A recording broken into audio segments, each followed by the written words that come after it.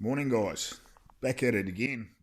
Uh, Finally, been pretty busy at work, and mainly because it's still the middle of winter. Well, sort of getting late winter, sort of almost sort of into spring now.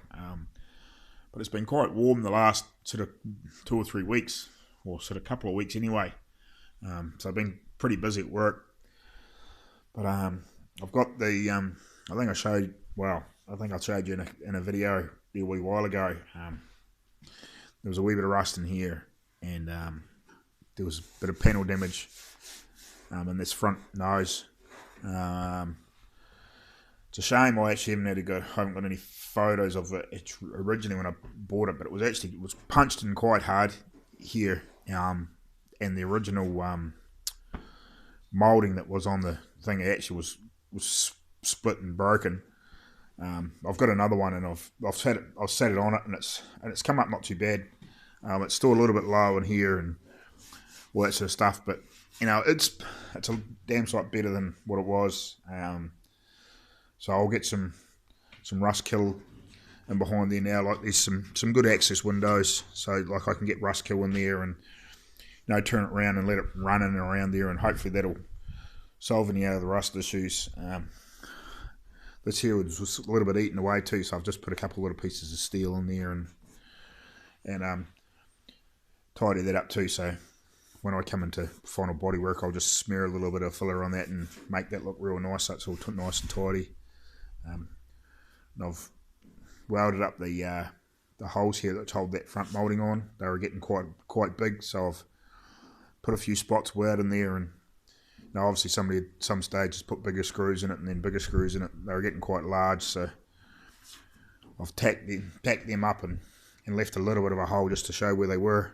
And then when we'll go to put the moulding on, I can put some decent sized screws in there, and then they're not huge. They're not bad at this end. Sort of show you if I turn that light around. So that's what they should have been like that, but they're bloody new.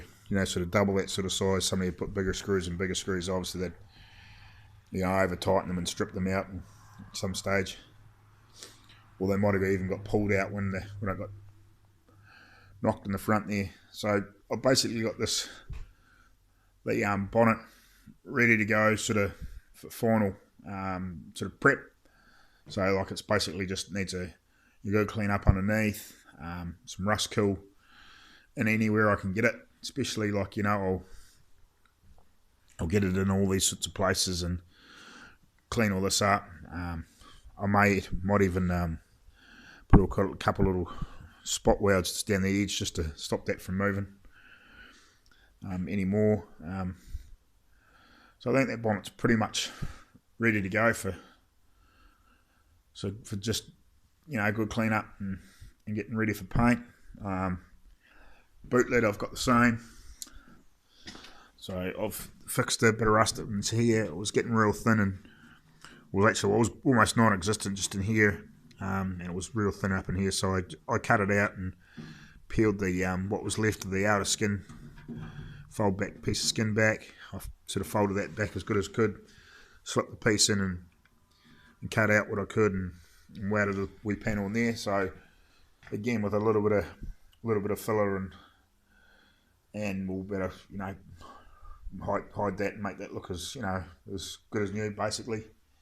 And this is the corner. I think I showed you in another video where it was sort of rusted out around in here. It was had like a whole heap of filler in there trying to hide it. So I've welded a piece of steel in there now, and all that's black is a whole heap of rust kill that I painted on there and then let run right in, and I actually made it run down that whole back seam. I even poured a bit into that other corner because there's just a couple minor little pinholes in that corner.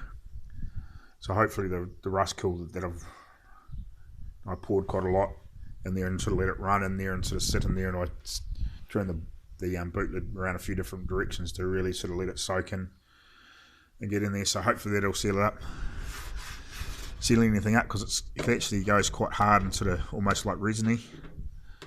So hopefully any surface that's cured up, it's cured up, and then the resin will stop any moisture getting in there. And I've sort of done the same too in behind that.